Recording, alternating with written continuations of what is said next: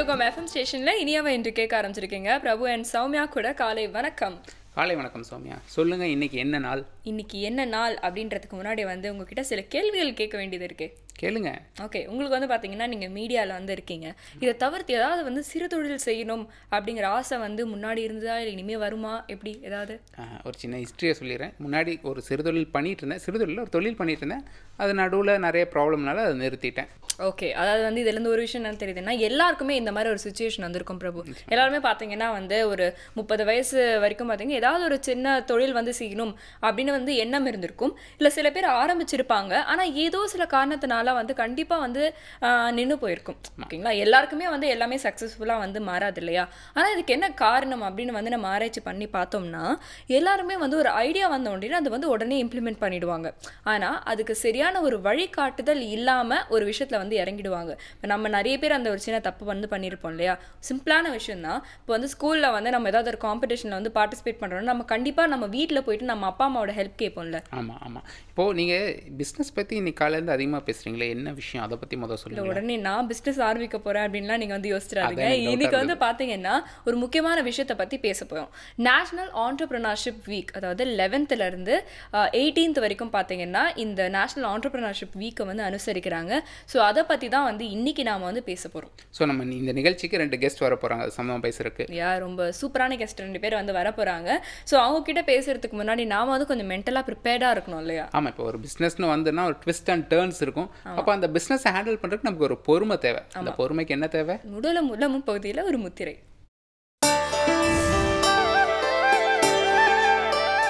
புதியுகம் நேயர்களுக்கு வணக்கம். இன்று நாம் முக்கியமான ஒரு தேசிய பிரச்சனைக்கான முத்திரையை உங்களுக்கு சொல்ல இருக்கிறேன். தினமும் பல முத்திரைகளை கற்றுக்கொண்டு வரும் நாம் இன்றைய முத்திரை மிகவும் முக்கியத்துவம் வாய்ந்ததாக குறித்து வைத்துக் கொள்ளுங்கள். இந்த முத்திரைக்கு பெயரே இனிப்பாக இருக்கும், சர்க்கரை முத்திரை. சர்க்கரை நோய் என்பது இன்றைக்கு பெரும்பாலும் நோயாக அறியப்பட்டிருக்கிறது. ஆனால் உண்மையில் அது ஒரு நோய் என்ற குறியீட்டுக்குள் வருவதில்லை. அது ஒரு விளைவு, ஏதோ ஒரு மாற்றங்களினால் ஏற்படக்கூடிய ஒரு அறிகுறி. நமது உடம்பு சரியாக வேலை செய்யவில்லை என்பதற்கான ஒரு அறிகுறி. ஆரம்பகட்ட சர்க்கரை நோயாளிகள் இந்த முத்திரைகளை முழுவதுமாக பயன்படுத்துவதன் மூலம் விரைவில் நலம் பெற முடியும். இந்த சர்க்கரை நோய் வராமல் இருப்பதற்கு நாம் என்ன செய்ய வேண்டும் அப்படின்னு பார்த்திங்கன்னா, 3 விதமான கட்டுப்பாடுகளை நீங்கள் உங்களுக்கே விதித்து கொள்ள வேண்டும். அதாவது வாயை மூடி மென்று சாப்பிட வேண்டும். 2வது, சாப்பிடுவதற்கு முன்பும் இடையிலும் தண்ணீர் குடிக்கக்கூடாது. 3வது, நின்று கொண்டு சாப்பிடக்கூடாது. இந்த 3 விஷயங்களையும் நீங்கள் உணவு விஷயத்தில் கடைபிடித்தீர்கள் என்றால் கண்டிப்பாக சர்க்கரை நோயை தவிர்த்து விடலாம். ஏற்கனவே சர்க்கரை நோய் வந்துவிட்டதென்றால் இந்த 3 முறைகளையும் தொடர்ந்து பின்பற்றுங்கள். கூடவே இந்த முத்திரைகளையும் செய்யுங்கள். விரைவில் நலம் பெறுவீர்கள். இந்த முத்திரைக்கு பெயர் சர்க்கரை முத்திரை. எப்படி செய்கிறது அப்படின்னு பாருங்கள். உங்களுடைய கைகளில் வணக்கம் வைத்து கொள்ளுங்கள். வணக்கம் வச்சுட்டு அப்படியே பின்பக்கமாக திருப்பி பெருவிரலும் மற்ற விரல்களும் ஒன்றோடு ஒன்று நுனியில் தொட்டுட்ருக்கணும். பாருங்கள், இப்படி வணக்கம் வச்சு அப்படியே பின்பக்கமாக திருப்பி தொடணும். இடது கையினுடைய இந்த இடத்துல நீங்கள் ஒரு அழுத்தம் கொடுக்க வேண்டும். இப்படி திருப்பி அப்படி தொட வேண்டும். மொத்த கைகளையுமே இந்த அநாதக சக்கரம் என்று சொல்லக்கூடிய பகுதியில் கொண்டு வச்சுக்கணும். இந்த முத்திரைக்கு பெயர் சர்க்கரை முத்திரை. இந்த முத்திரை செய்வதன் மூலமாக நம்மளுடைய கல்லீரல், மண்ணீரல் மற்றும் கணையம் போன்ற சுரப்பிகள் சரியாக வேலை செய்யும். ஜீரண மண்டலத்தை தூண்டும். முக்கியமாக இன்னொரு பிரச்சனை இருக்கும், முதுகில், நடுமுதுகில் பார்த்திங்கன்னா சில சமயம் வாயு பிடிச்சிக்கிறோம். அந்த மாதிரி பிடிப்பு, நடுமுதுகில் ஏற்படும் பிடிப்பை சரி செய்யக்கூடிய ஒரு அற்புதமான முத்திரை இந்த முத்திரை. இந்த முத்திரைக்கு பெயர் சர்க்கரை முத்திரை. இந்த மாதிரியான முத்திரைகளை நம்ம செய்யும் பொழுது நடந்து கொண்டு செய்யக்கூடாது, நின்று கொண்டு செய்யக்கூடாது, அதே போல் வெறும் தரையில் செய்யக்கூடாது. சில இந்த மாதிரி சின்ன சின்ன கட்டுப்பாடுகளை மட்டும் நினைவில் வைத்து கொள்ளுங்கள். முத்திரை என்பது ஒரு உன்னதமான நிலை என்று மனதில் கொள்ளுங்கள். இந்த முத்திரைகளை செய்யும் பொழுது நம்ம கவனம் மட்டும் எதற்காக செய்கிறோம் அப்படின்ற ஒரு சின்ன கவனம் மட்டும் மனசில் வச்சுக்கோங்க. முழுமையான தீர்வு கண்டிப்பாக கிடைக்கும். இந்த முத்திரை சர்க்கரை முத்திரை எப்படி செய்வது என்பது மீண்டும் ஒரு முறை உங்களுக்காக. வணக்கம் வைத்து கொள்ளுங்கள். வணக்கம் வச்சுட்டு உங்களுடைய கையை அப்படியே திருப்பி பின்பக்கமாக வணக்கம் வைப்பது போல் அப்படி செய்யணும். இப்போ பெருவிரலும் மற்ற விரல்களும் ஒன்றோடு ஒன்று தொற்றுக்கொள்ள வேண்டும். பின்பகுதியான இந்த மணிக்கட்டு பகுதி அப்படியே 2 தொட்டுட்ருக்கணும். பாருங்கள், இந்த முத்திரைக்கு பெயர் சர்க்கரை முத்திரை. இப்படி வச்சு அப்படியே இப்படி தொடணும்.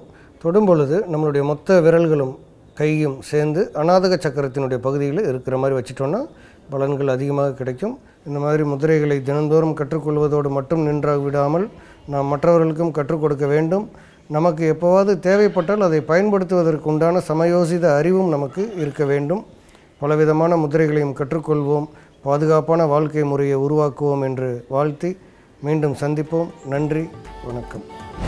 இப்போ இவர் முத்திரைகள் பற்றி சொல்லும்போது வந்து ஒரு சில முத்திரை எவ்வளோ நேரம் செய்யணும், எவ்வளோ நேரம் கேப்பில் திரும்ப இன்னொரு முறை செய்யணுங்கிறது சொல்கிறார். அது முக்கியமாக கவனிக்கணும், தெரியுமா?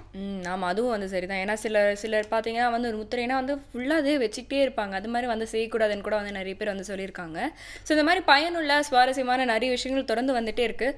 ஒரு சின்ன பிரேக் அப்புறம் வந்து நம்ம தொடர்ந்து பேசலாம். இது உங்கள் புதுயுகம் எஃப்எம்மின் இனியவை இன்று.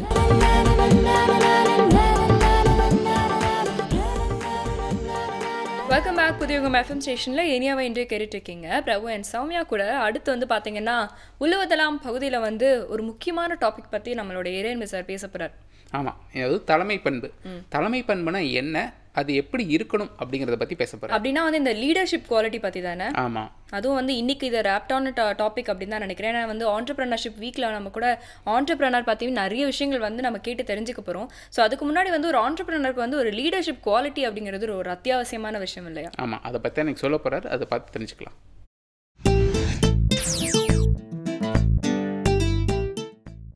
சிறந்த தலைமை அப்படிங்கிறது ஒரு நிர்வாகத்தில் எப்படி இருக்கணும் அப்படிங்கிறதுக்கு புத்தருடைய ஜாதக கதையில் ஒரு கதை இருக்குது. வெற்றி பெறுவது மட்டும் ஒரு சிறந்த தலைமை பண்பு அல்ல. அவங்க குழுவில் இருக்கிறவங்க எல்லாரையும் பாதுகாப்பாக வச்சிருக்கிறது தான் அந்த தலைமை பண்புக்கு சிறந்த கூறு அப்படிங்கிறது அந்த கதையில் வெளிப்படுது. அந்த கதையில் வந்து பியூட்டி, கிரே அப்படின்னு 2 மான்கள். பியூட்டி அப்படிங்கிற மான் வந்து ரொம்ப அழகாக இருக்கும். கிரே அப்படிங்கிற மான் கிரே கலரில் இருக்கும். இந்த 2 குட்டிகளுக்கும் இந்த தாய் தகப்பன் 2 பேரும் ரொம்ப அன்பாக வளர்த்துறாங்க. அந்த தகப்பனுக்கு வயசாயிருச்சு. அப்போ அந்த மான் வந்து தன்னுடைய குழுவை 2ஆக பிரிக்குது. மொத்தம் 200 மான்கள் இருக்கின்றன. அதில் 100 மானை வந்து இந்த பியூட்டிங்கிற அந்த மான்கிட்ட கொடுக்குது. இன்னொரு 100 மான்களை அந்த கிரே கிட்ட கொடுக்குது. கொடுத்துட்டு நீங்கள் தான் இனிமேல் இந்த 100 மான்களுக்கும் தலைமை பொறுப்பில் இருக்கணும், இந்த மான்களை நீங்கள் தான் வந்து வழி நடத்தி செல்லணும் அப்படின்னு சொல்லுது. அப்போ இப்போ வந்து என்னன்னாக்கா, இது வந்து அந்த ஸ்ப்ரிங் சீசன் வந்துருச்சு, வசந்த காலம் வருது. அப்படின்னா என்ன அர்த்தம்னா, விவசாயிகள்லாம் வந்து நிறையா பயிரிடுவாங்க. அதனால் இந்த வயோதிக மான் சொன்னிச்சு, நாங்கள் இங்கேயே அப்படி கிடைச்சதை வச்சுட்டு ஓட்டிக்கிறோம், நீங்கள் என்ன பண்ணுங்கன்னா இங்கேருந்து தூரமாக ஒரு மலைப்பகுதி இருக்குது, அங்கே வந்து உங்களுடைய அந்த குழுவில் இருக்கிற மான்கள்லாம் கூட்டிகிட்டு போங்க. ஒன்று தெரிஞ்சுக்கங்க, போகும்போது பத்திரமா போகணும். இந்த வயல்களை கிராஸ் பண்ணும்போது ரொம்ப கேர்ஃபுல்லாக இருக்கணும். உங்கள் மான்களில் எதுவும் அந்த வயலில் போய் சாப்பிட்டுச்சுன்னா மாட்டிக்கும். அதனால் இங்கேருந்து போயிட்டு நீங்கள் இந்த அறுவடைலாம் முடிஞ்ச பிறகு இங்கே வந்துடுங்க. அப்போ வந்து எந்த டெம்ப்டேஷனும் இருக்காது, வயல்களில் போய் தானியத்தை சாப்பிட்ணும் அப்படிங்கிற ஒரு ஆசையும் ஏற்படாது அப்படின்னு சொன்னிச்சு. உடனே இந்த 2 மான்களும் கிளம்பிச்சு. இதில் இந்த கிரேங்கிற மான் இருக்குல்ல, அது கொஞ்சம் பேராசையான ஒரு மான். அது என்ன நினச்சிச்சு, நாம் வந்து கொஞ்சம் தம் பிடிச்சோம்னா டே அண்ட் நைட்டு கிராஸ் பண்ணி போயிட்டோம்னா நல்ல இடத்துக்கு போயிடுவோம், அந்த மலையில் இருக்கக்கூடிய நல்ல செழிப்பான பழங்கள் காய்கறிகள்லாம் சாப்பிட்லாம் அப்படின்னு முடிவெடுத்து அந்த 100 மான்களையும் நம்ம வேகமாக போகலான்னு சொன்னிச்சு. அப்போ இந்த விவசாயிகள் என்ன பண்ணுவாங்க, பகல் நேரத்தில் இந்த மான்கள் கிராஸ் பண்ணுங்கிறது தெரியும். அப்போ அவங்க என்னென்னா அம்புகளோடு தயாராக இருப்பாங்க. இது பகல்லையும் இதுங்க ட்ராவல் பண்ணுறதை பார்த்தோன்னே என்ன பண்ணாங்கன்னா, அவங்க அம்பை போட்டு கிட்டத்தட்ட ஒரு 30-40 மான்கள் இந்த கிரேயில் இருந்த இந்த கிரேங்கிற அந்த மானுடைய குழுவில் இருந்த மான்கள் இறந்து போயிடுச்சு. இப்போ இந்த பியூட்டிங்கிற மான் என்ன பண்ணுதுன்னா, பகல் நேரத்தில் நம்ம நடக்கவே கூடாது, கரெக்டாக பொழுது சாயும் போது நம்ம ஒரு 3-4 மணி நேரம் நம்ம வேகமாக போயிடலாம் அப்படின்னு முடிவு பண்ணி அவங்கள முன்னாட போக விட்டு இவர் பின்னாட போச்சு.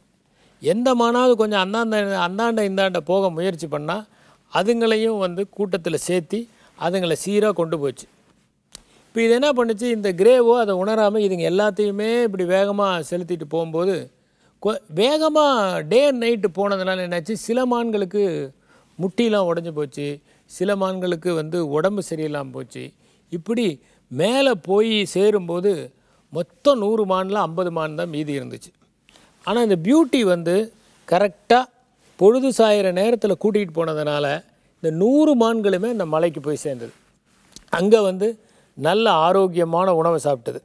ஆனால் இங்கே என்னென்னா, இதுங்க ரொம்ப அடிபட்டு ரொம்ப ட்ராவல் பண்ணதுனால இதுங்களெல்லாம் அங்கே போய் நல்லாவும் சாப்பிட முடியல. அப்படி சாப்பிடவும் முடியாமல் பலவீனமும் ஆனதுனால அங்கே ஒரு 20-25 மான்கள் ஒன்றும் இல்லாமல் போயிடுச்சு. அதனால் திரும்பி வரும்போது என்னாச்சுன்னா, இந்த மான்கள் ஒவ்வொன்றா பொத்துன்னு உழுவுது. கடைசியில் பார்த்தா இந்த கிரே மட்டும்தான் வந்து சேர்ந்தது. இப்போ இந்த பியூட்டிங்கிற மான் என்ன பண்ணுச்சு, அங்கே வந்து நல்லா இதுங்க சாப்பிட்டுட்டு இது சொன்னிச்சு, எங்கெங்கே நீர்நிலைகள் இருக்குமோ அங்கெல்லாம் நீங்கள் ரெஸ்ட் எடுத்துக்கலான்னு சொல்லி கூட கூட்டிக்கிட்டே வந்ததுனால இந்த 100 மான்களும் இந்த பியூட்டியோடு சேர்ந்து வருது. அப்போ அந்த வயோதிக மான் சொன்னிச்சு, இந்த 2 பேரையுமே நம்ம தலைமை பொறுப்புக்கு ஒப்படைச்சோம். ஆனால் அதில் இந்த பியூட்டிங்கிற மான் பாருங்கள், அது அத்தனை மான்களையும் கொண்டு வந்து சேர்த்துனது. இந்த கிரேங்கிற மான் ஆசைப்பட்டதுனாலையும் அவசரப்பட்டதுனாலையும் அது மட்டும்தான் வந்து சேர்ந்துருக்கு. அதுவும் முழுசாக வந்து சேரல. அது உடம்புலையும் எவ்வளோ காயம், எல்லா மானையும் பறி கொடுத்துட்டு வந்துருச்சு பாரு அப்படின்னு சொல்லிட்டு இந்த 2ஐயும் கூப்பிட்டு சொன்னிச்சு, நான் பாருங்கள், தலைமை பண்புங்கிறது எதில் இருக்குன்னா, தன்னுடைய குழுவில் இருக்கிறவங்கள பாதுகாப்பாக கொண்டு போய் சேர்த்துறதுல தான் இருக்குது. அப்போ ஒரு தலைமை பண்பில் இருக்கிறவங்க எப்படி இருக்கணும்னா, தனக்கு கீழே வேலை செய்கிறவங்கள ப்ரொடெக்ட் பண்ணுறவங்களாக இருக்கணும். நாம் டெசிஷன் எடுக்கிறோம், சில பேர் என்ன பண்ணுவாங்கன்னா அவங்க டெசிஷன் எடுப்பாங்க, புகழ் வந்துச்சுன்னா அதை அவங்க வாங்கிக்குவாங்க, பழி வந்துச்சுன்னா அது யாரையாவது ஒருத்தர் பார்த்து அவங்க தலையில் போட்டு எனக்கு தெரியாதுங்க அவர் தான் அந்த ஃபைலை ஹேண்டில் பண்ணாருன்னு சொல்லி அவங்கள பழிகடை ஆக்கிடுவாங்க. ஆனால் ஒரு நல்ல தலைமை பண்பு உள்ளவர்கள் என்ன பண்ணுவாங்கன்னா, அமர யோசித்து ஒரு முடிவு எடுப்பாங்க.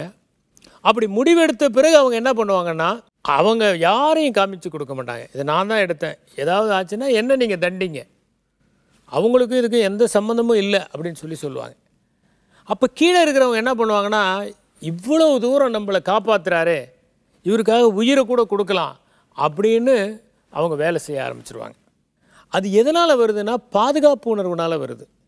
நம்ம கீழே வேலை செய்கிற அத்தனை பேருக்குமே ஒரு பாதுகாப்பு உணர்வை நம்ம ஏற்படுத்தணும். ஆக தலைமை பண்பு என்பது வெற்றி பெறுவதில் மட்டும் அடங்கி இருக்கவில்லை, நம்மை சார்ந்தவர்களுக்கு பாதுகாப்பை வழங்குவதிலும் அவர்கள் அனைவரும் நமக்காக பணியை உளமாற ஆற்ற வைப்பதிலும் அடங்கி இருக்கிறது.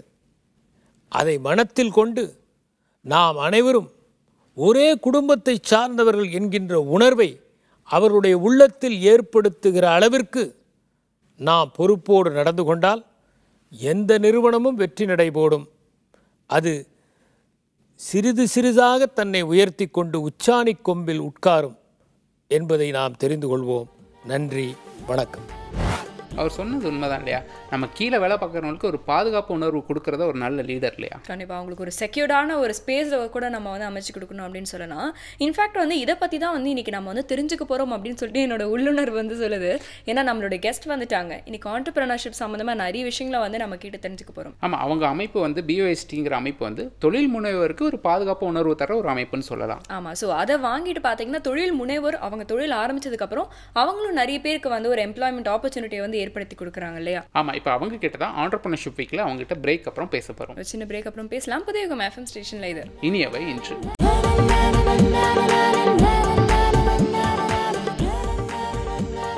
Welcome back. புதிய FM ஸ்டேஷனில் இனியாவை இன்று கேட்டுருக்கீங்க. பிரபு அண்ட் சௌமியா கூட ஆண்டர்பிரினர்ஷிப் வீக்கில் பார்த்தீங்கன்னா வந்து 2 ஸ்பெஷல் கெஸ்ட் நம்ம ஸ்டுடியோக்கு வந்திருக்காங்க. இன்றைக்கி நிறைய விஷயங்கள் நம்ம வந்து கேட்டு தெரிஞ்சுக்க போகிறோம்.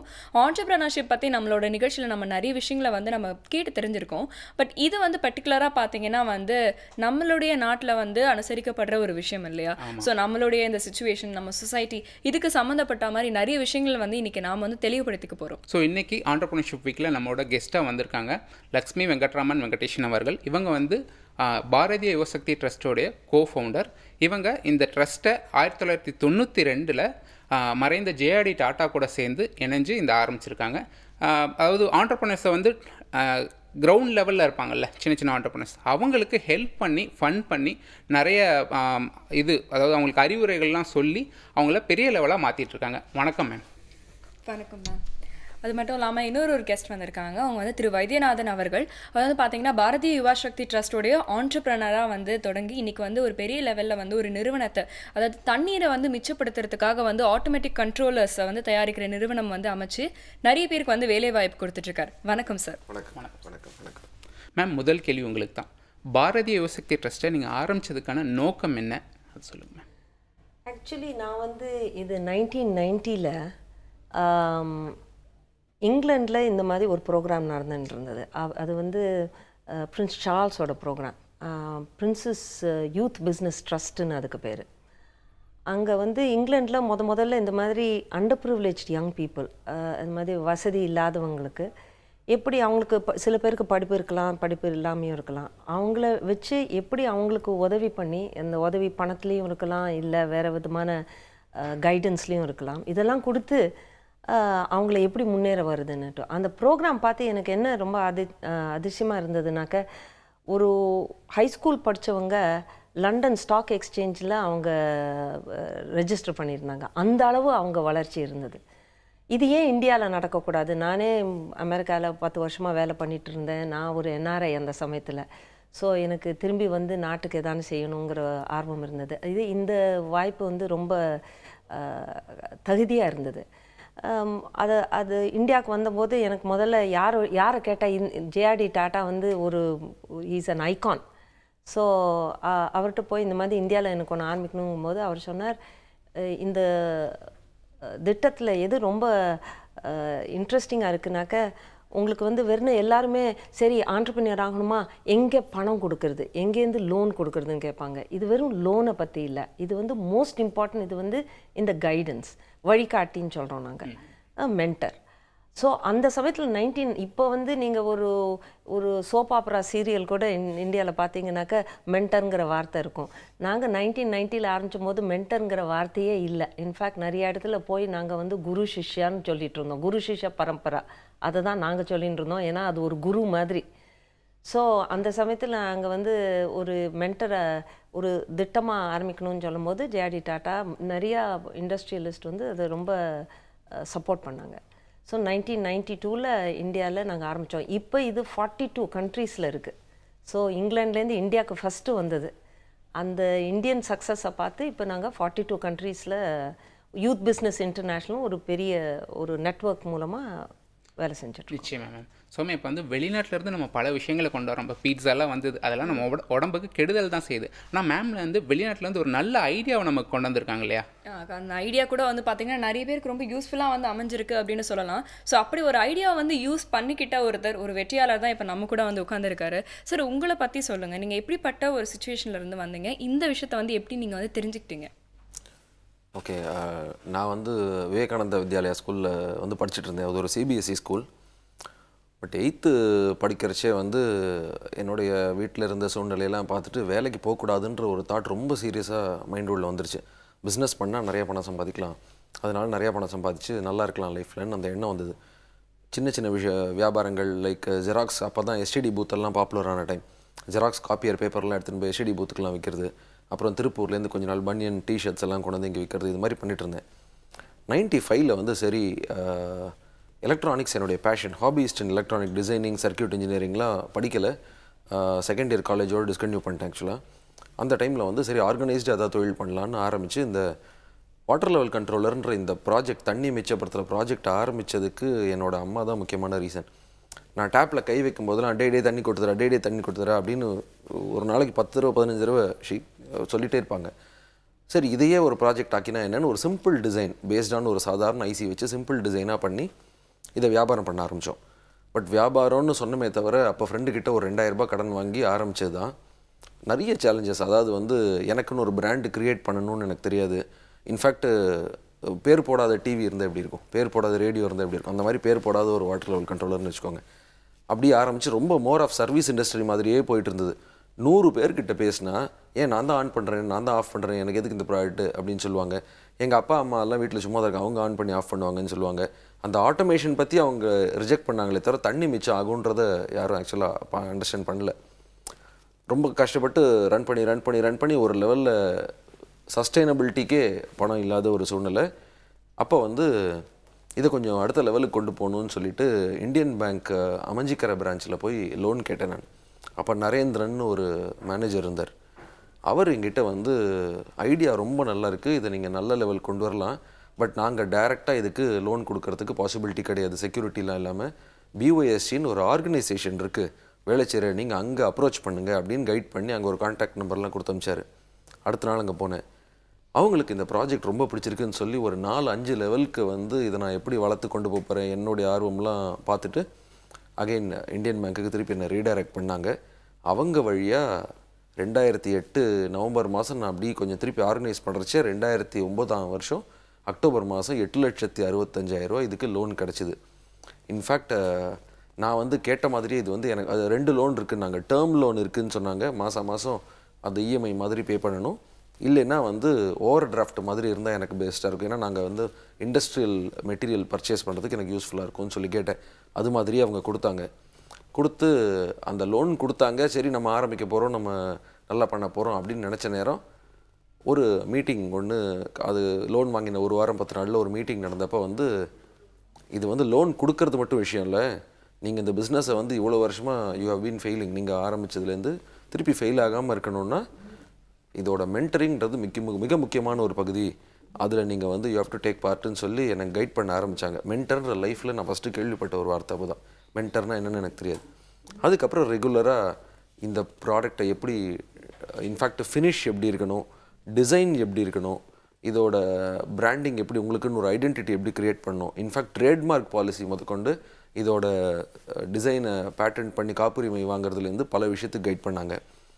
இன்னொரு முக்கியமான சேலஞ்சு, தண்ணியை மிச்சப்படுத்துறதுக்கு யாராவது பணம் கொடுப்பாங்களா, மார்க்கெட்டில் பணம் கொடுத்து வாங்குவாங்களான்றது ஒரு பெரிய சேலஞ்ச். இது எக்ஸாக்டாக என்னவா ப்ரைஸ் பண்ணால் கம்பெனிக்கும் நல்லது மக்களுக்கும் நல்லது அப்படின்ற, கம்பெனியும் லாபகரமாக ஓடணும், பேங்க்குக்கு பணம் திருப்பி கொடுக்கணும், பல விஷயங்கள் இந்த மாதிரி கைட் பண்ணி இட்ஸ் அரௌண்ட் 8 years நவ். 2008 ஆரம்பித்து 7 வருஷம் முடிஞ்சு போச்சு. So this is the journey in short. ஒரு சரியான வார்த்தையில் முடிச்சார் இல்லையா, ஜேர்னி அப்படின்னு சொல்லிட்டு. ஆனால் ஆண்டர்பிரினர்ஷிப் அப்படிங்கிறது வந்து ஒரு ஜேர்னி தான் இல்லையா. இன்ஃபேக்ட் இந்த மாதிரி வந்து நிறைய விஷயங்கள் நம்ம ஆயுதம் செய்வோம் நிகழ்ச்சியில் கூட வந்து இன்ட்ரடியூஸ் பண்ணியிருக்கோம் இல்லையா. நிச்சயமாக இப்போ வைத்தியநாதன் சார் சொல்லும்போது ஐடியாலாம் எங்கேருந்து வரும் தமிழ், நம்ம தனியாக ரூம் போட்டு யோசிக்கணுங்கிற அவசியமே இல்லை. இப்போ நம்ம அவங்க அம்மா வந்து அவங்க வீட்டில் சொல்லிட்டு இருக்கிற பிரச்சனையை ஒரு ஐடியாவாக மாற்றி பிஸ்னஸாக மாற்றிட்டார் பார்த்தீங்களா மேம். இப்போ இந்த ஐடியா வந்து புதுசாக இருக்குது, பட் ஆனால் இது ஒர்க் அவுட் ஆகுமா அப்படிங்கிற டவுட் நிறைய பேருக்கு இருக்கும். ஸோ இந்த மாதிரி இப்போ வைத்தியநாதன் சார் மாதிரியான ஆட்களில் நிறைய பேர் நீங்கள் டெவலப் பண்ணுறீங்க. இந்த ஆண்டர்பிரினர்ஸை எப்படி செலக்ட் பண்ணுறீங்க, அந்த ப்ராசஸ்? எல்லாருக்குமே ஐடியா வரும்னு சொல்ல முடியாது. நிறைய யங் பீப்புள் வந்து கேட்குறாங்க, நான் வந்து காலேஜ் படிச்சுட்டு நான் வந்து காமர்ஸ் படிச்சிருக்கேன், இல்லை நான் வந்து ஒரு 8ஆம் கிளாஸ் தான் படிச்சிருக்கேன், எனக்கு வந்து ஐடியாவே இல்லை, என்ன பண்ணுறதுன்னு கேட்பாங்க. அப்போ நாங்கள் உடனே இதுதான் ஐடியா, பண்ணிட்டு வான்னு சொன்னானாக்கா இன்னும் நம்ம ஸ்கூல் காலேஜிலலாம் பாடம் கற்றுக் கொடுக்குற மாதிரி ஒரு எக்ஸாம் பாஸ் பண்ணுறதுக்கு அது சரியாக இருக்கும், ஒரு பிஸ்னஸ் நடத்துறதுக்கு சரியாக இருக்காது. அதனால நாங்கள் என்ன பண்ணுறோன்னாக்கா, இவர் சொன்ன மாதிரியே உங்கள் சூழ்நிலையில் உங்கள் சுற்றி வர என்ன ப்ராப்ளம் இருக்குது, அந்த ப்ராப்ளம்க்கு உங்களுக்கு ஒரு ஐடியா சொல்யூஷன் இருக்கா. இப்போ அஸ்ஸாமில் ஒரு பாஸ்கர் தமுலின்னு ஒரு யங் பர்சன், இப்போ தான் 2 இயர்ஸ்க்கு முன்னாடி அவருக்கு 8ஆம் கிளாஸ் தான் படிச்சிருக்காரு, அவருக்கு ஒரு 10 லட்சம் கொடுத்தோம். இப்போ அவரோட டேர்ன் ஓவர் வந்து 2.5 கோடி 2 வருஷத்தில். 8ஆம் கிளாஸ் படிச்சிருக்காரு. என்ன பண்ணிட்டு இருந்தார் அவர்? வேணால் பெல் மெட்டல் ஒர்க்ஸ்னு வந்து ரொம்ப it's an old way of forging metal, அது வந்து அது பண்ணிட்டு இருந்தார். பட் நாங்கள் ஒரு மென்டர் கொடுத்த உடனே யாருக்கு பண்ணுற, எதுக்கு பண்ணுற, என்ன ப்ராடக்ட் நீ பண்ணுற அப்படின்ட்டு இந்த மென்டர் காமிச்ச உடனே இப்போ அவருக்கு எக்ஸ்போர்ட் மார்க்கெட்ஸ் நேபாள் அண்ட் பூட்டானில், அஸ்ஸாம்லேருந்து வித்தின் 2 இயர்ஸ். ஸோ அந்த மாதிரி நாங்கள் என்ன சொல்கிறோம்னாக்கா, சில பேருக்கு ஐடியா இருக்கலாம், இவருக்கு ஒரு நல்ல நாவல் ஐடியா இருந்தது, அவருக்கும் ஒரு ட்ரெடிஷ்னல் பிஸ்னஸில் இருந்தார், பட் அந்த மெட்டல் ஃபோர்ஜிங்கை எப்படி என்ன மாதிரி ப்ராடக்ட்ஸ் பண்ணினாக்கா அதுக்கு மார்க்கெட் இருக்குது அப்படின்னு ஒரு இது. ஸோ ஒரு இடத்துலையும் ஒரு பிரிட்ஜ் வேணும். சில பேருக்கு ஐடியாஸ் இருக்கும், ஆனால் ஐடியாஸ் எப்படி அதை கனவை நினைவாக்கிறது எப்படின்னு தெரியாது. இன்னொருத்தருக்கு ஐடியாஸே இருக்காது, ஆனால் ஆர்வம் இருக்கும், உற்சாகம் இருக்கும், அதை எப்படி பண்ணுறதுன்னு அது காமிப்போம். சில பேருக்கு ஐடியாஸும் இருக்கும், மித்தபடி அவங்களுக்கு என்ன பண்ணுறதுன்னு தெரியும். பட் பேங்க்குக்கு போனானாக்கா பேங்க் சொல்கிறாங்க இது நியூ ஐடியா, நாங்கள் எதுக்கு இப்படி பணம் கொடுக்க முடியும். ஃபஸ்ட்டு அவங்க எப்படி ரிஜெக்ட் பண்ணணும்னு பார்க்குறாங்க. Not because banks don't want to give. அந்த பேங்க்ஸுக்கு என்னன்னாக்கா அவங்களுக்கு பணம் திரும்பி வரணும், ஐயோ இது கொடுத்தானாக்கா இது ரிஸ்க். ஆக்சுவலி நீங்கள் சிறு தொழில்னு பார்த்தா பிக்கெஸ்ட்டு இது என்னன்னாக்கா அது ஒரு ரிஸ்க் தான். It is a risky. இந்த இந்தியாவில் மாத்திரம் இல்லை, ஆல் ஓவர் த வேர்ல்ட். அந்த ரிஸ்க்கை வந்து எடுக்கிறதுக்கு நிறையா ஃபைனான்ஷியல் இன்ஸ்டிடியூஷன்ஸ் தயங்குறாங்க. அப்போ பிஒய்எஸ்டி மாதிரி நாங்கள் வந்து எங்களோட வழிகாட்டி வச்சு we will give you the assurance. நாங்கள் ஒரு we call ourselves ஒரு moral collateral, moral security அப்படிங்கிறோம். எங்கள்கிட்டையும் பணம் இல்லை செக்யூரிட்டியும் கொலாட்ரல் கொடுக்க. பட் இந்த மாதிரி மென்டர்ஸ் எல்லாம் வச்சு நாங்கள் வழிகாட்டி காமிச்சோன்னாக்க அது ஒரு moral security, ஒரு moral collateral. அதை பார்த்து பேங்க் சொல்லாங்க சரி நீங்கள் இருக்கீங்களா, எங்களுக்கு கொஞ்சம் தைரியம் இருக்குது. வெரி ஆஃபன் நம்மளோட யூத்துக்கு மைண்ட் செட் வந்து என்னன்னாக்க நாங்கள் படித்தோம்னாக்க ஒரு ஒயிட் காலர் ஜாப் தான் வேணும். ஒயிட் காலர் ஜாப்னால் என்ன, கிளம்புற 9 மணிக்கு ஆஃபீஸ்க்கு போயிட்டு 5 மணி ஆஃபீஸ்லேருந்து திரும்பி வரணும், இந்த சம்பளம் கிடைக்கணும், எல்லாம் ஸ்டாண்டர்டாக இருக்கணும். இந்த ஜாப் அண்ட் பிஸ்னஸ் க்ரியேட் பண்ணுறது ரிஸ்க் எடுக்க தயாராக இருக்கணும். நாங்கள் சொல்லுவோம் நீங்கள் வந்து 8 hours ஒரு ஜாபில் வேலை பண்ணலாக்க இங்கே 16 hours நீங்கள் பண்ணணும், 16 மணி நேரம் நீங்கள் பண்ணணும். ஏன்னா பிஸ்னஸ்னாக்கா இன்னும் கொடுத்துட்டு போயிட முடியாது. ஆரம்பிக்கும் போது நீங்கள் தான் பிரசிடென்ட், நீங்கள் தான் பியோன், எல்லாமே நீங்கள் தான். அதுக்கப்புறம் உங்களுக்கு எம்ப்ளாயீஸ்லாம் சேர அது வந்து வளர்ந்துட்டே போகலாம். பட் இனிஷியலில் நீங்கள் வந்து எல்லாமே நீங்கள் தான்.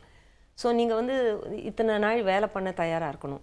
3வது ப்ராஃபிட் கிடச்ச உடனே அதை எடுத்துட்டு latest scooter, latest smart phone அப்படின்னு நீங்கள் போனீங்கன்னாக்க நீங்கள் பிஸ்னஸில் அந்த பணத்தை போடாமல் அது வேறு விதமாக செலவாயிடும். இதெல்லாம் நீங்கள் ஒரு டிசிப்ளின்டு அப்ரோச் இருக்கா அப்படின்னு கேட்போம். நீங்கள் பேங்க் போனால் இதெல்லாம் யார் கேட்குறாங்க? ஒரு இன்ஸ்டிடியூஷன் போனாக்க பணம் இருக்காப்பா நீங்கள் திருப்பி கொடுக்க முடியுமாங்கிற ஒரு கேள்வி கேட்குறாங்க. இதெல்லாம் ஒரு மைண்ட் செட் சேஞ்ச். எங்கள் பிஒய்எஸ்டிக்கு வந்தானாக்கா ஃபஸ்ட்டு நாங்கள் டியூ டிலிஜென்ஸ் பண்ணுறது, இவங்க இந்த பிஸ்னஸ் இவங்க நடத்த முடியுமான்னு கேட்குற கேள்வி முதல்ல உங்கள்கிட்ட பணம் இருக்கான்னு கேட்குறதில்ல, இந்த கேள்வியெலாம் தான். இது கேட்டபோது எங்களுக்கே தெரியும் இவங்களுக்கு ஒரு ஆப்டிடியூட் இருக்கா, ஒரு ஆப்டிடியூட் இருக்கா, இவங்க செய்ய தயாராக இருக்காங்களான்னு. அது இருந்ததுனாக்க மித்ததெல்லாம் கற்றுக் கொடுத்துடலாம். அதாவது இந்த நிகழ்ச்சியை நீங்கள் வெறும் ஒரு ஐடியாவோட மட்டும் பாருங்கப்பா, மற்றதெல்லாம் இந்த நிகழ்ச்சியை உங்களுக்கு சொல்லி கொடுத்துரும் அப்படிங்கிற மாதிரியே எனக்கு டிஸ்கஷன் போயிட்டு இருக்கல சௌமியா. நம்ம எல்லாமே நாங்களே பார்த்துக்கிறோம் அப்படின்னு வந்து நம்ம சொல்கிற மாதிரி தான் இருக்குது. இன்ஃபேக்ட் நிறைய பேருக்கு இது வந்து ஒரு தூண்டுகோலாக இருக்கும், ஒரு சின்ன ஸ்பார்க் கூட நிறைய பேருக்கு வந்து வந்திருக்கும் இல்லையா? அப்படி யாராவது ஒருத்தருக்கு நடந்தால் கூட நம்மளுக்கு சந்தோஷம் தானே. நிச்சயமா. ஓகே, இது சம்மந்தமாக நிறைய கேள்விகள் இருக்குது நம்ம கிட்ட கேட்கறதுக்காக. ஒரு சின்ன பிரேக், அப்புறம் தொடர்ந்து பேசலாம். புதிய FM ஸ்டேஷனில் இது இனியவை இன்று.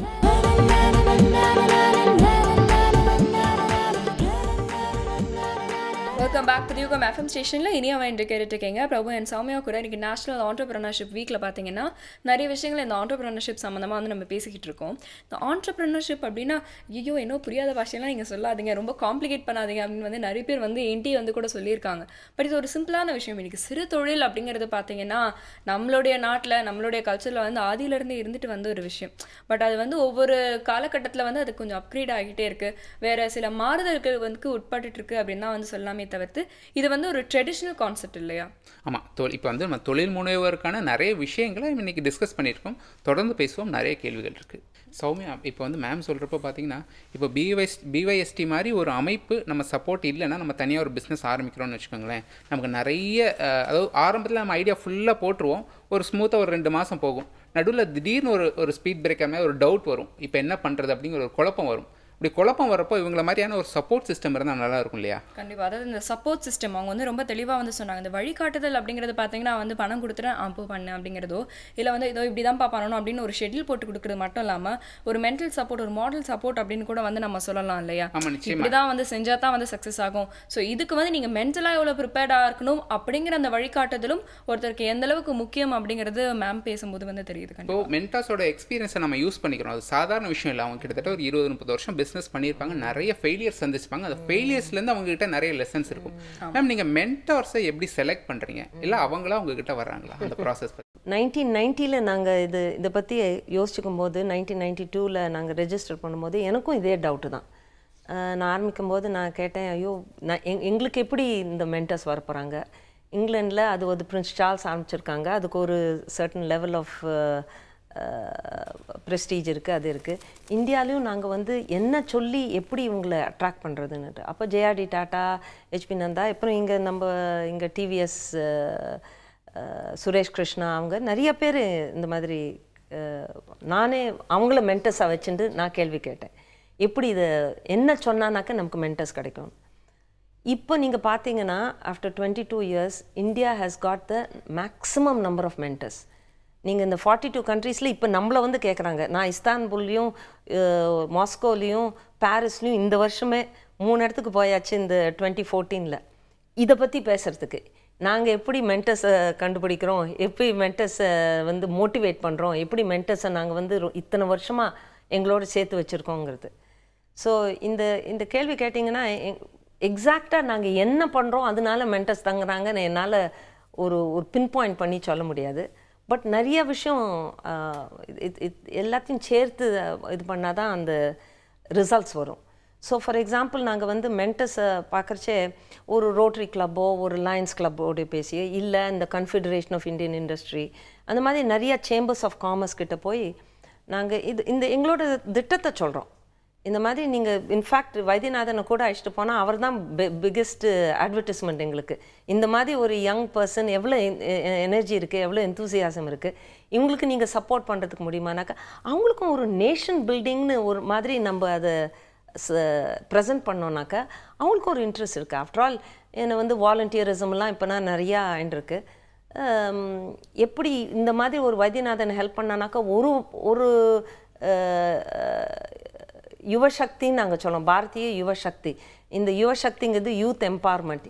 இவருக்கு மாத்திரம் இல்லை, இவர் மூலமாக இன்னொரு நீங்கள் எவ்வளோ எம்ப்ளாய் பண்ணுறீங்க இப்போ?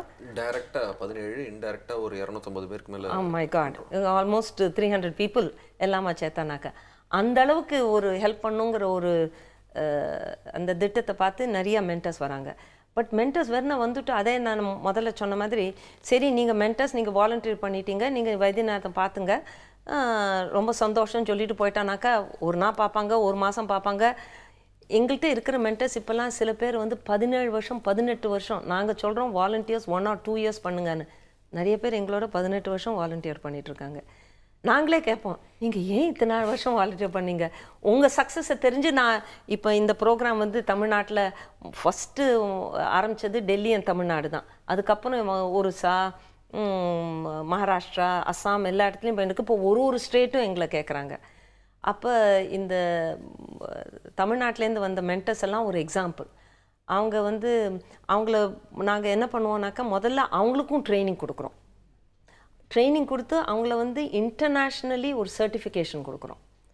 அது வந்து வேர்ல்டுலேயே இதுதான் ஃபஸ்ட்டு டைம் மென்டர் சர்டிஃபிகேஷன் இந்த சிட்டி அண்ட் கில்ஸ்ன்னு பண்ணுறாங்க.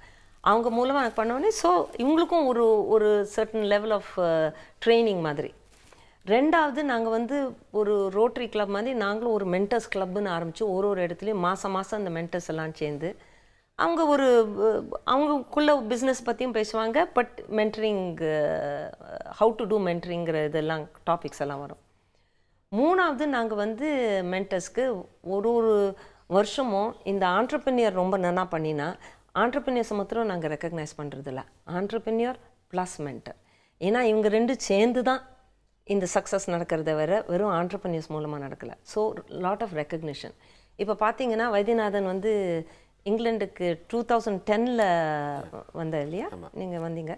அப்போ 2010 இவனும் வந்தார், மென்டர்ஸும் வராங்க.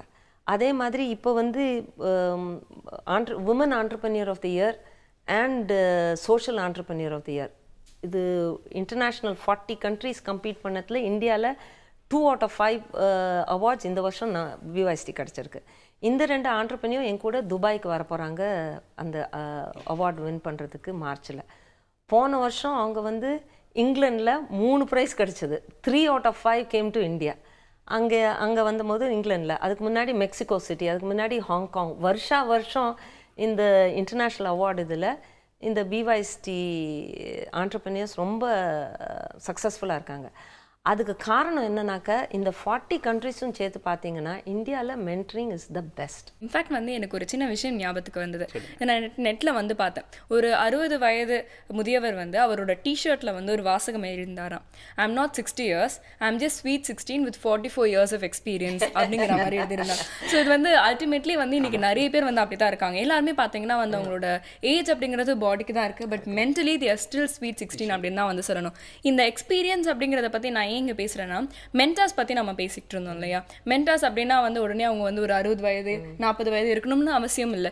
ஒரு 20 வயது 30 வயது ஆட்கள் கூட வந்து மென்டராக இருக்க முடியும், அவங்க எந்த அளவுக்கு எக்ஸ்பீரியன்ஸ் கெயின் பண்ணியிருக்காங்க அப்படிங்கிறது. ஸோ அவங்களுடைய மொத்த எக்ஸ்பீரியன்ஸை கண்டிப்பாக உங்ககிட்ட வந்து டிரான்ஸ்ஃபார்ம் பண்ணியிருப்பாங்க உங்களுக்கு தேவையான விதத்தில். ஸோ அந்த மாதிரி உங்களுக்கும் உங்களுடைய மென்டாருக்கும் ஏற்பட்ட அனுபவங்கள் அவங்க உங்களுக்கு கொடுத்த ரொம்ப வேல்யூபிளான அட்வைசஸ் ஒரு சிலதை சொல்ல முடியுமா? இந்த கொஷின் வந்து ரொம்ப இன்ட்ரெஸ்டிங்கான கொஷின். மேடம் வந்து அதை பேசிகிட்டு இருக்கும்போதே நான் ரெக்கலெக்ட் பண்ணி பார்த்தேன் என்னென்னலாம் இந்த ஒரு 7-8 years ஆஃப் ஜேர்னியில் கற்றுட்ருக்கோன்றதை. ரொம்ப முக்கியமாக ஒன்று சொல்லணும் அப்படின்னாலும் சரி, நிறைய சொல்லணுன்னாலும் சரி, இந்த ஃபினான்ஷியல் டிசிப்ளின்றதை வந்து ரொம்ப கற்றுக்கிட்டேன். பணம் சம்பாதிக்கிறதுன்றது குண்டூசியால் மணல் சேர்க்குற மாதிரி செலவு பண்ணுறது சும்மா வச்சுக்கிட்டே காற்றுல பறந்துடும். அதனால் அதை வந்து எது செலவு பண்ணணுன்னாலும் ஒரு வாரம் யோசிச்சுட்டு அப்புறமா பொருள் வாங்குங்க. ஒரு பொருள் வாங்கணும்னு நினைக்கிறீங்க, ஒரு வாரம் டிலே பண்ணுங்கள். இந்த டிலே பண்ண ஆக்சுவலாக 3 வாரத்துக்கு மேலே டிலே பண்ணால் 90% பொருள் நம்ம வாழ்க்கையில் வாங்குறதே இல்லை. So we save lot of money. நம்மளுக்கு தேவையில்லாத ஆடம்பரமான பொருட்கள்லாம் ஈஸியாக அவாய்ட் பண்ணிவிட்டு நமக்கு தேவையானதை மட்டும் நிறையா ஃபோக்கஸ் பண்ண முடியும். இது ரொம்ப அடிப்படையாக கற்றுக்கிட்டது. இன்னொன்று வந்து இன்க்ரிமெண்டல் பெனிஃபிட்னு ஒரு விஷயத்தை கற்றுக்கிட்டேன். என்றைக்குமே நான் வந்து சரி பெருசாக நிறையா பண்ணணுன்ற ஒரு ட்ரைவில் வந்து சின்னதாக வரதை வந்து ரொம்ப கேர் எடுக்க மாட்டேன். ஆனால் சின்னதாக சேர்ந்தது தான் பெருசாக வளரப்போகுது அப்படின்ற ஒரு உதாரணத்துக்கு மாதம் 4000 ரூபாய் ஒரு பக்கம் ஒதுக்கி வச்சா நம்ம வளரும்போது 18-20 வருஷத்தில் அது 1 கோடி ரூபாய் ஆகிடும். அந்த மாதிரி சின்ன விஷயங்கள் நம்ம விட்டுடுறோம், நிறைய ஈஸியான விஷயங்களை.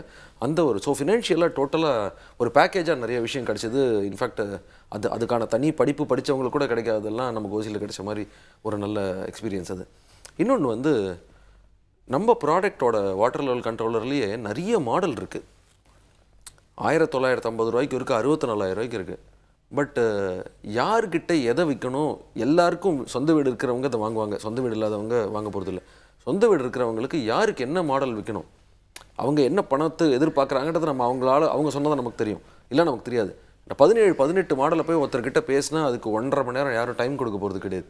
ஸோ அந்த எந்த கஸ்டமர் யார் எதுக்கு டார்கெட் கஸ்டமர்ன்றதை ஐடென்டிஃபை பண்ணுறதுக்கு எனக்கு அந்த லேர்னிங் ரொம்ப முக்கியமாக இருந்தது. ஸோ நமக்கு தெரியும் இந்த மாதிரி இடத்துல இருக்கிறவங்க, இந்த மாதிரி படிப்பில் இருக்கிறவங்க, இந்த மாதிரி வேலை தகுதியில் இருக்கிறவங்க நிச்சயமாக இந்த மாடல் தான் ப்ரிஃபர் பண்ணுவாங்கன்ற ஒரு பேட்டர்ன் வகுக்கிறதுக்கு அது ரொம்ப ஈஸியாக இருந்தது. எல்லா மாடலையும் சொல்ல வேண்டியதில்லை, அந்த பர்டிகுலர் மாடல் மட்டும் சொன்னால் போதும்.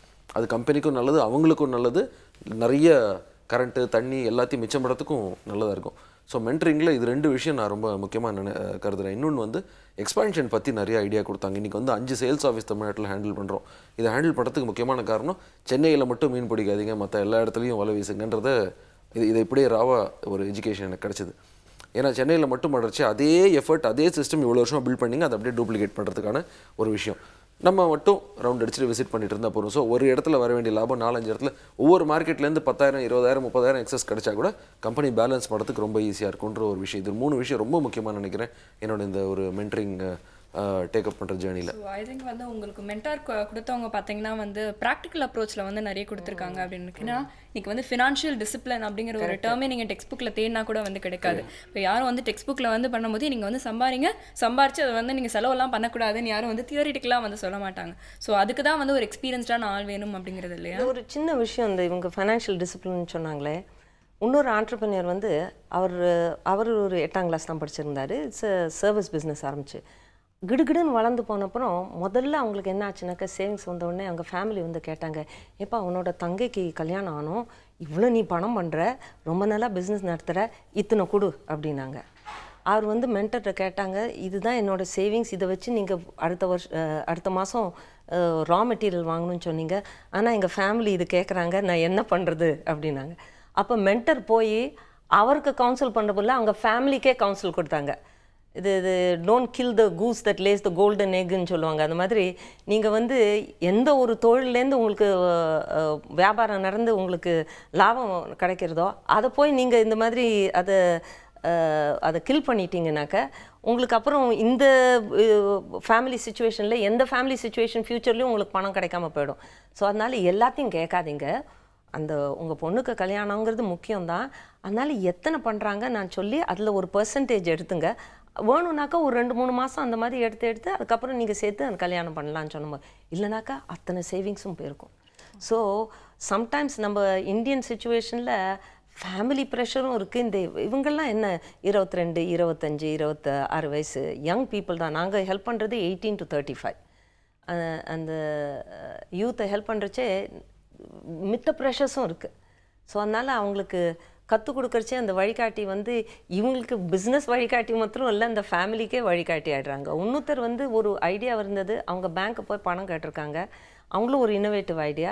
அப்போ பேங்க் கொடுக்க மாட்டேன்னு உடனே ரொம்ப டிப்ரெஸ்ட் ஆகி சூசைடல் ஆகிட்டாங்க கணபதின்னுட்டு.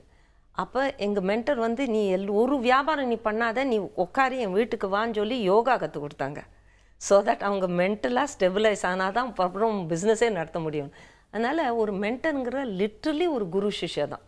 அது குரு சிஷ்ய பரம்பரான்னு சொல்கிறாங்களே, அதுதான் இது. பிகாஸ் இவங்க வந்து பிஸ்னஸ் எப்படி நடத்தணும், ஃபேமிலிஸை எப்படி டீல் பண்ணணும், அப்புறம் உங்களோட ஓன் மென்டல் ஸ்டெபிலிட்டி இருக்கணும், எல்லாமே கற்றுக் கொடுக்குற ஒரு இட்ஸ் வெரி யூனிக் இது ஆப்பர்ச்சுனிட்டி. சும்மா இப்போ நான் மேம்கிட்ட பேசும்போது எனக்கே ஒரு பிஸ்னஸ் ஆரம்பிக்கலாமா அப்படிங்கிற ஒரு சின்ன ஏர்ஜ் வருது. இன்னும் நிறைய கேள்விகள் இருக்குது, அதை கேட்டுட்டு திரும்ப டிசைட் பண்ணிக்கலாம். ஒரு சின்ன பிரேக் அப்புறம் தொடர்ந்து பேசலாம். புதுயுகம் FM ஸ்டேஷனில் இது இனியவை.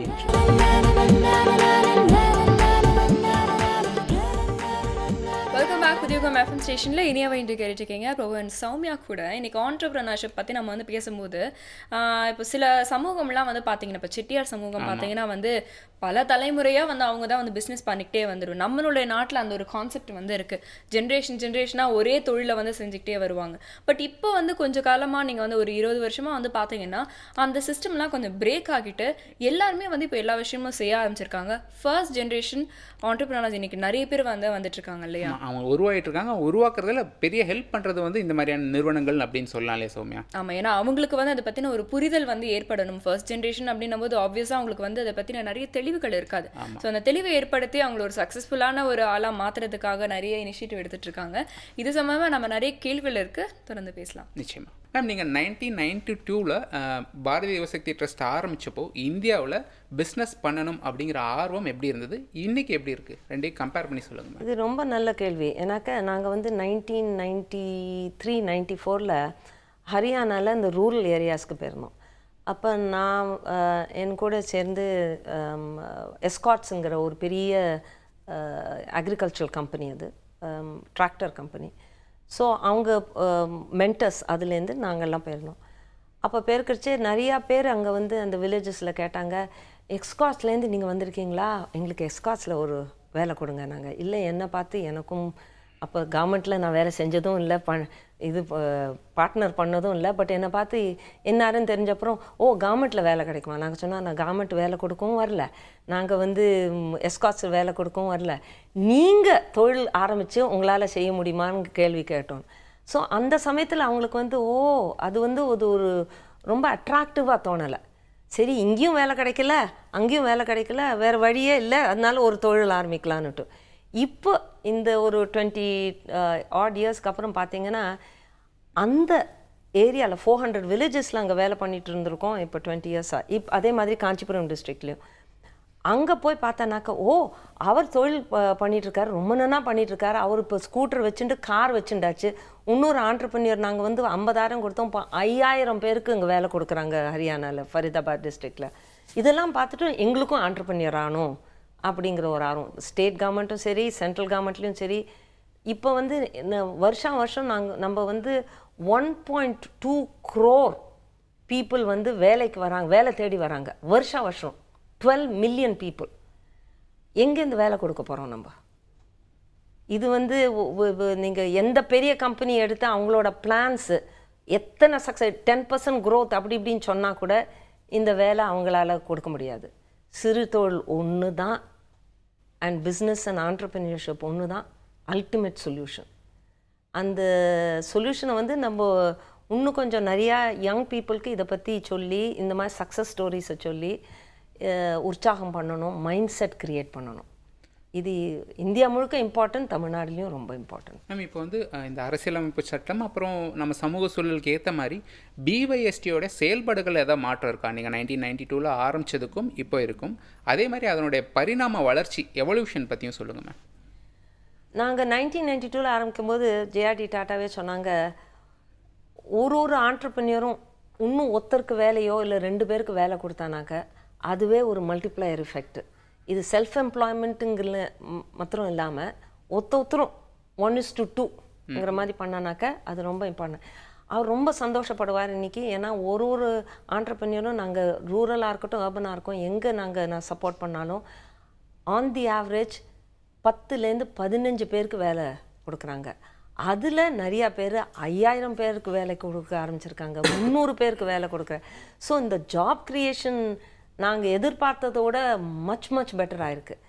இது வந்து என்னன்னாக்கா நிறையா இந்தியாவில் இந்த மாதிரி young people with good mind, bright minds இருக்காங்க.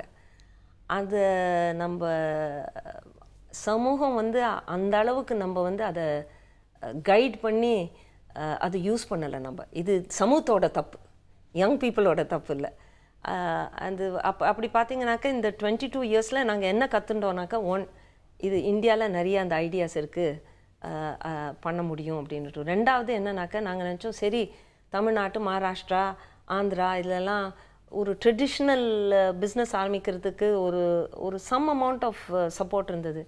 இது இங்கே தான் நடக்கும்னு நினச்சோம், வில்லேஜஸில் நடக்காது, அர்பன் ஏரியாவில் நடக்கும்னு நினச்சோம். இப்போ நீங்கள் பார்த்தீங்கன்னாக்கா எங்கள் ஜேஆர்டி டாட்டா அவார்டில் பார்த்தீங்கன்னாக்கா ரூரல் ஆண்டர்ப்ரனியர்ஸ் அர்பனோட நன்னா பண்ணுறாங்க. இப்போ மேம் பிஒய்எஸ்டி பற்றி சொல்லும்போது அவங்க வந்து ஆண்டர்ப்ரனர்ஸை உருவாக்குறாங்க அப்படின்னு சொல்கிறத விட நிறைய விதைகளை விதைக்கிறாங்க அப்படின்னு சொல்லலாம்ல சௌமியா? ரொம்ப சரியான ஒரு டேர்ம் தான் வந்து சொல்லியிருக்கீங்க. ஏன் அப்படின்னு பார்த்தீங்கன்னா வந்து அந்த விதைகள் வந்து மரமாக வளர்ந்ததுக்கப்புறம் அதுலேருந்து இன்னொரு விதை வந்து வருது அப்படின்னு தான் வந்து சொல்லலாம். ஸோ இப்போ வந்து வைத்தியநாதன் சார் மாதிரி வந்து பார்த்தீங்கன்னா அவருக்கு வந்து ஒரு 8 இயர்ஸ் இதில் வந்து எக்ஸ்பீரியன்ஸ் இருக்குது. ஸோ அவரே கூட இப்போ வந்து ஒரு மென்டார் அப்படின்னு கூட வந்து நீங்கள் வந்து சொல்லியிருந்தீங்க. ஸோ உங்களுடைய ஒரு எக்ஸ்பீரியன்ஸில், உங்களுடைய அனுபவத்தில் நீங்கள் பார்த்த வரைக்கும் வந்து இப்போ இருக்கிற ஜென்ரேஷனுக்காக வந்து ஒரு சில டிப்ஸ் மாதிரி நீங்கள் வந்து சொல்லுங்கள். இப்போ நம்ம ஆடியன்ஸே கூட பார்த்துட்டு இருப்பாங்க, அவங்களுக்கு சில சந்தேகம்லாம் இருக்கலாம். ஒரு பிஸ்னஸ் ஐடியா எனக்குள்ளே வந்து இருக்குது, நான் அதை தொடங்குறோம்னா நான் தொடங்குறதுக்கு முன்னாடி எந்த விஷயங்கள்லாம் செய்யலாம், செய்யக்கூடாது, தொடங்கினதுக்கப்புறம் கண்டிப்பாக எதெல்லாம் செய்யவே கூடாது, எதெல்லாம் செஞ்சே ஆகணும்னு சொல்லுங்கள். நம்ம ஒரு வியாபாரம் பண்ணணும்னு நினச்சோன்னா இன்றைக்கி ஐடியா போட்ட உடனே கையில் பணம் இருக்கோ இல்லை கடன் வாங்குறோமோ இல்லை ஏதாவது ஒரு ஆர்கனைசேஷன் நாளைக்கு அதில் இறங்குறது சரியில்லைன்னு நான் நினைக்கிறேன். ஒரு 2 to 3 months அந்த ஐடியாவை மைண்டுக்குள்ளே ஊற போடுறது நல்லது. திருப்பி நம்ம கனவுல அது வரும், நம்ம மைண்டு அதோட வாழ ஆரம்பிக்கும். உண்மையாக சொல்லலாம், இந்த ப்ராஜெக்டை வந்து இது வரைக்கும் 10 தடவைக்கு மேலே விட்டுறலான்னு யோசிச்சிருக்கேன். நம்ம எதிர்பார்த்த வேகத்தில் நம்ம போல், நம்ம சைக்கிள் ஓட்டுற மாதிரி இருக்குது, நம்ம ரெக்கையெல்லாம் விரிச்சிட்டு சைக்கிளில் போனால் எப்படி இருக்கும், ஆனால் அந்த மாதிரி இருக்குது. பல தடவை குவிட் பண்ணணும்னு நினச்சிருக்கேன். ஒரே ஒரு விஷயந்தான் என்னை இதில் ஸ்டே பண்ண வச்சுருக்கு, ரொம்ப ஸ்ட்ராங் டிசிஷனில் இருக்க வச்சுருக்கு. ஒரு லாபமும் இல்லாத பிஒய்எஸ்டின்ற ஒரு ஆர்கனைசேஷன் என்னை ரெக்கமெண்ட் பண்ணி ஒரு பேங்க்கில் ஒரு லோன் வாங்கி கொடுத்துருக்காங்க. குவிட் பண்ணுறது ரொம்ப ஈஸி, அந்த அடுத்த செகண்ட் குவிட் பண்ணிடலாம். ஏன்னா மக்களுக்கு வந்து தண்ணி சேமிக்க பணம் கொடுன்றது வந்து இன்றைக்கி பட் 10 வருஷத்துக்கு முன்னாடி விட இன்றைக்கி பரவாயில்ல. அப்போ 100 பேர்கிட்ட பேசினா ஒருத்தர் வாங்கினா இன்றைக்கி 40 பேர் வாங்குறாங்க. அது வரைக்கும் நல்ல விஷயம். இவ்வளவு சிக்கல்கள் ஃபேஸ் பண்ணுறோம். ஸோ இப்போ புதுசாக வரவங்க ஃபேஸ் பண்ணாமல் இருக்கணும்னா டெஃபினட்டாக அவங்க வந்து ஏதோ ஒரு வழிகாட்டியோட இந்த ரூட்டில் ஏற்கனவே பயணம் பண்ண அந்த இண்டஸ்ட்ரி ஸ்பெஷலிஸ்ட்டோட ப்ரிஃபரபிளி ஒரு மென்டர் ஒருத்தர் அவங்க ஐடென்டிஃபை பண்ணாலோ எப்படியாவது கெஞ்சி கூத்தாடி அவங்கக்கிட்ட ப்ளக்இன் ஆகிறது நல்லது. அந்த எனர்ஜி கிடைக்கிறதுக்கு, எக்ஸ்பீரியன்ஸ் கிடைக்கிறதுக்கு. பண்ண தப்பெல்லாம் இவங்க 20 வருஷம் பண்ண தப்பெல்லாம் அவங்க பண்ண வேண்டாம், 2 வருஷத்தில் லேர்ன் பண்ணிக்கலாம். அதுக்கு அந்த மாதிரி ஒரு விஷயம் கண்டிப்பாக அந்த கனவில் போகணுன்னு டிசைட் பண்ணிட்ட பிறகு ப்ளக்இன் பண்ணிக்கணும், நம்பர் 1.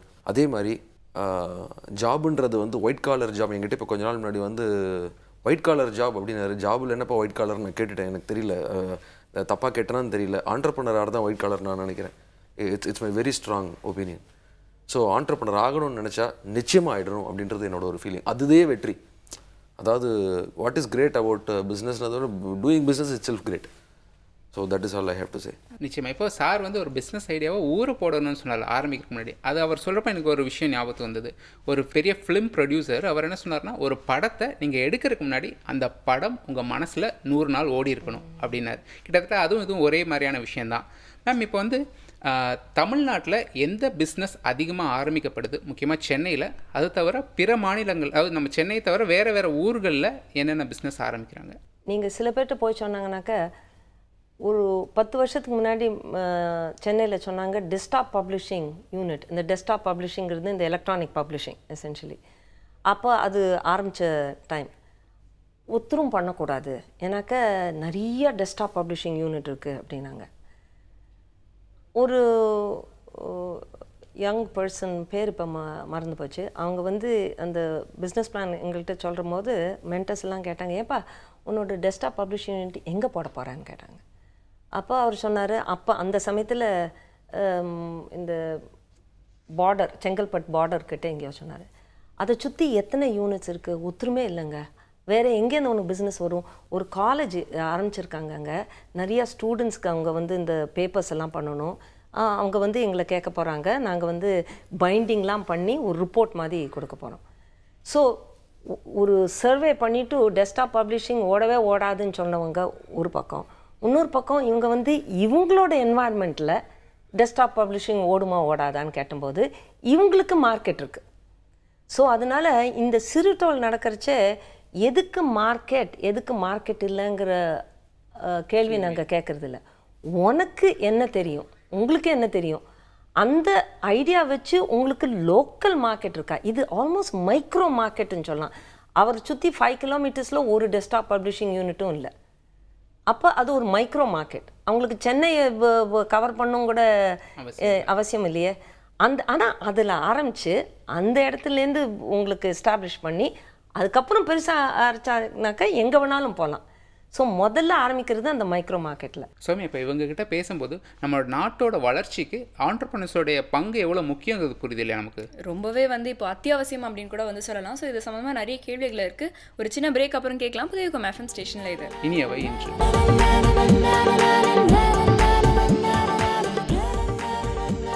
புதியகம் எஃப்எம் ஸ்டேஷனில் இனியவை என்று கேட்டுட்ருக்கீங்க. இன்றைக்கி வந்து ஆண்டர்பிரினர்ஷிப் வீக்கில் பார்த்தீங்கன்னா வந்து BYST அமைப்புடைய co-founder லக்ஷ்மி வெங்கட்ராமன் வெங்கடேசன் அவர்களும், அதே மாதிரி இந்த ஒரு அமைப்பில் இருந்து பயன்பெற்ற வைத்தியநாதன் சாரும் வந்து நம்மளுக்கு நிறைய விஷயங்கள் அவங்களோட எக்ஸ்பீரியன்ஸ் வந்து ஷேர் பண்ணிட்டு இருக்காங்க. தொடர்ந்து பேசலாம். நம்ம அடுத்த ஒரு முக்கியமான கேள்வி, இதை பார்க்குற எல்லாருக்குமே இந்த கேள்வி கேட்கணும் அப்படிங்கிற ஆர்வம் இருக்கும். BYSTயோட ஃபண்டிங் ப்ராசஸ் பற்றி சொல்லுங்கள். நாங்கள் வந்து ஃபண்டிங் ப்ராசஸ்ங்கிறது முதல்ல அகெயின் ஃபண்டிங் வந்து ஒரு ஓவரால் ப்ராசஸில் அது ஒரு எலிமெண்ட் தான். ஸோ வந்த உடனே நாங்கள் ஃபண்டிங்கை பற்றி பேசவே மாட்டோம். வந்த உடனே இந்த ஐடியாஸை பற்றியும் அவங்களோட மார்க்கெட்டை பற்றியும் இதெல்லாம் பேசிட்டு அந்த மாதிரி ஐடியாஸை கொண்டு வரவங்களை வந்து நாங்கள் வந்து ஓகே இப்போ நீ நடத்தணுனாக்கா உன் கையால் உனக்கு ஏதாவது பணம் போட முடியுமா? ஏன்னு கேட்டிங்கனாக்கா அவங்க ஒரு 10,000 போட்டு நாங்கள் ஒரு 10 லட்சம் கொடுத்தானாக்கா இந்த 10,000 என்ன ஒரு மார்ஜின் மணியா? அதுக்கோசரம் நாங்கள் கேட்கல. நம்ம கையால் நம்ம பணம் போட்டால் தான் நமக்கு அதில் வந்து ஒரு கமிட்மெண்ட் இருக்கும். இல்லைனாக்கா யார் பணமோ கொடுக்காட்டா என்ன பண்ணுறாங்க, ஜெயிலியா போட போகிறாங்க, இது வந்து BYST அப்படின்னு நினைக்கலாம். ஸோ உங்கள் பணத்தை எத்தனை நீங்கள் 5,000 போட முடிஞ்சால் 5,000 போடுங்க, 5 லட்சம் போட முடிஞ்சால் 5 லட்சம் போடுங்க. எதுவாக இருந்தாலும் நீங்கள் உங்களோட கமிட்மெண்ட் இருக்கணும் அப்படின்னு சொல்கிறோம். அதுதான் ஃபஸ்ட்டு ஃபைனான்சிங்கில்.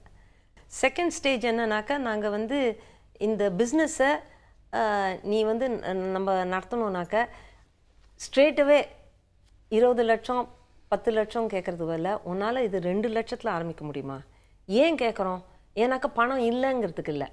நீ 2 லட்சத்தில் ஆரம்பித்து நீங்களே ஒரு 10,000 போட்டு இத்தனையும் ஆரம்பிச்சிங்கனாக்கா அது ஒரு சக்ஸஸ் ஆச்சுனாக்கா உங்களுக்கும் கான்ஃபிடென்ஸ் வரும், இன்னொருத்தருக்கும் அதை பற்றி சரி இவங்களால நன்னா நடக்க முடியும் அண்ட் அந்த பணத்தையும் திருப்பி கொடுக்குறாங்கன்னு ஒரு கான்ஃபிடென்ஸ் வரும். எல்லாருக்குமே ஒரு சென்ஸ் ஆஃப் சப்போர்ட் கிடைக்கும்.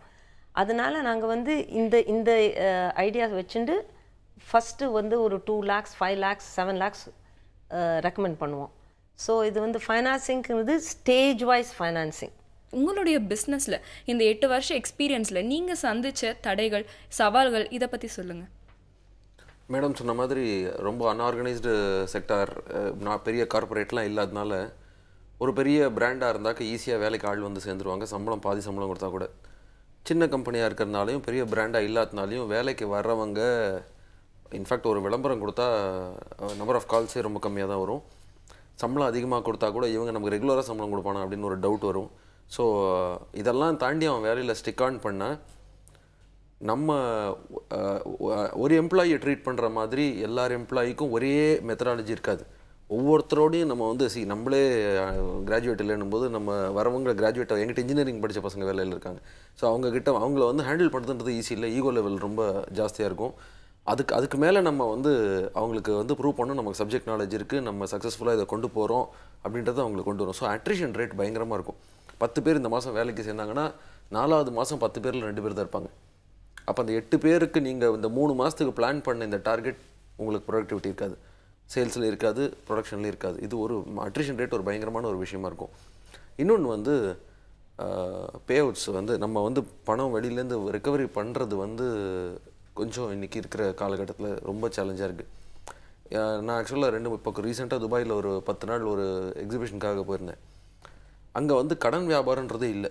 இப்போ உதாரணத்துக்கு இங்கே நீங்கள் பல கடைகள் நம்ம சம்மந்தப்பட்ட தொழில் கடைகள் எந்த கடையில் போய் நீங்கள் ஒரு டூத் பேஸ்ட்லேருந்து ஒரு பல்ப்லேருந்து எந்த கடைக்கு போனாலும் நம்மளோட மெத்தடாலஜி வந்து போட்டு போ அப்படின்னு சொல்லுவாங்க. போட்டு போனால் என்ன அர்த்தம்? காசு கொடுக்க மாட்டாங்க. போட்டு போனால் விற்றுட்டு காசு கொடுப்பாங்க. விற்கல என்ன பொருள் திருப்பி எடுத்து வரணும். எத்தனை நாள்னு நீங்கள் போய் கேட்டு 10 நாள் கழிச்சு நான் எடுத்துக்கிட்டோமான ரிலேஷன்ஷிப் போய்டும். ஸோ போட்டும் வர முடியாது. கடன் நம்மளால் 100 கடையில் வந்து 100 பொருள் விற்கணும்னா லட்சக்கணக்கில் போய்டும். போட்டு வரது கஷ்டம். பட் இந்த சிஸ்டம் வேறு எங்கேயுமே இல்லை. இன்ஃபேக்ட் ஸ்ரீலங்காவில் கூட இல்லை.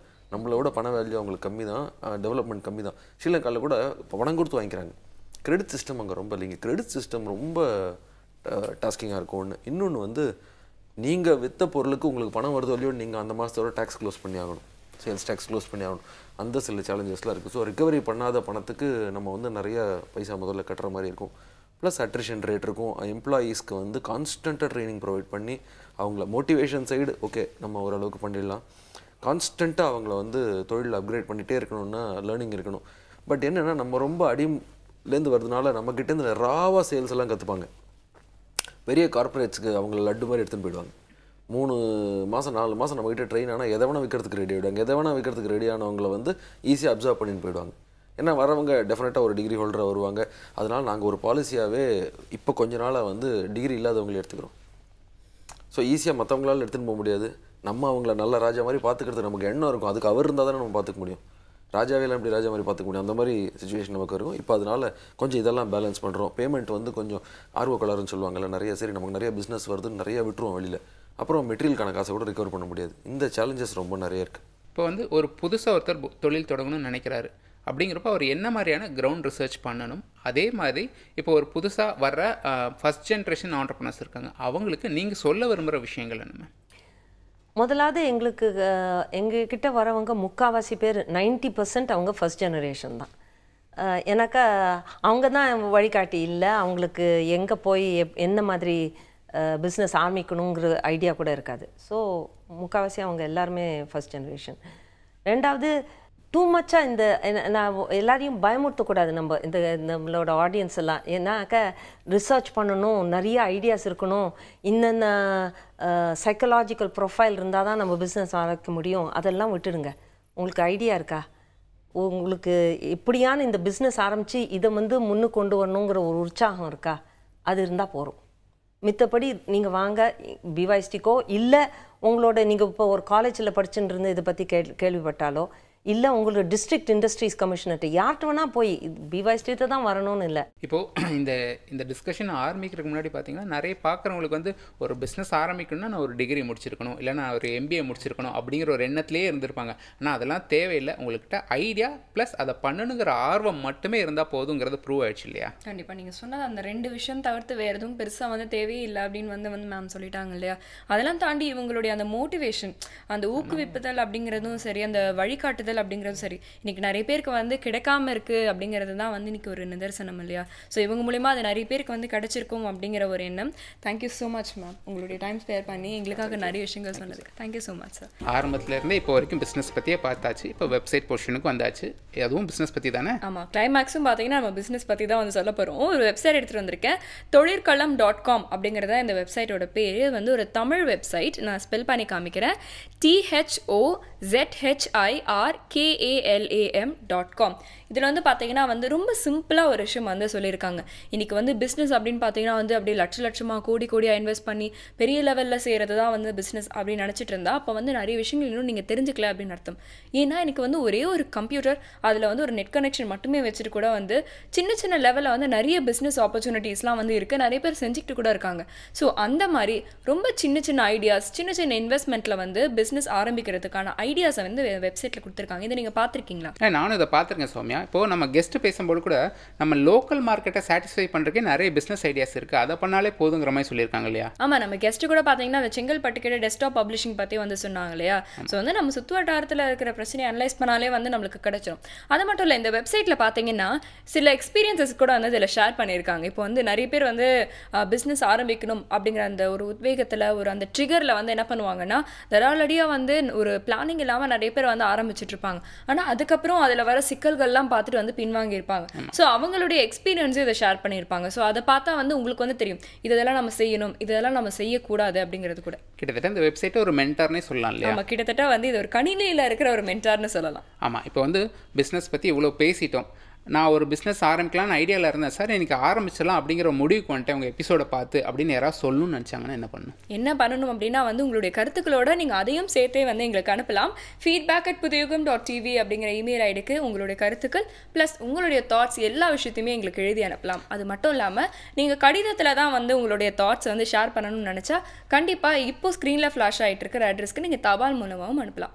அது மட்டும் இல்லை, உங்கள் டோல் ஃப்ரீ நம்பர் இப்போ தெரிஞ்சுட்டு இருக்கு, உங்கள் மொபைல் எடுத்து டக்குன்னு எங்களுக்கு சொல்லணும் அப்படின்னு நினச்சிங்கன்னா எங்ககிட்ட பேசலாம். ஓகே, ஸோ இந்த ஆப்பர்ச்சுனிட்டிஸ்லாம் நான் வந்து கொடுத்துருக்கோம் அண்ட் உங்களுடைய கருத்துக்களை நாங்கள் வந்து எதிர்பார்த்துட்ருக்கோம்னு சொல்லிட்டு நம்ம வந்து கிளம்புற நேரம் வந்தாச்சு. புதிய FM ஸ்டேஷனில் இது இனியவை இன்று வித் பிரபு அண்ட் சௌமியா.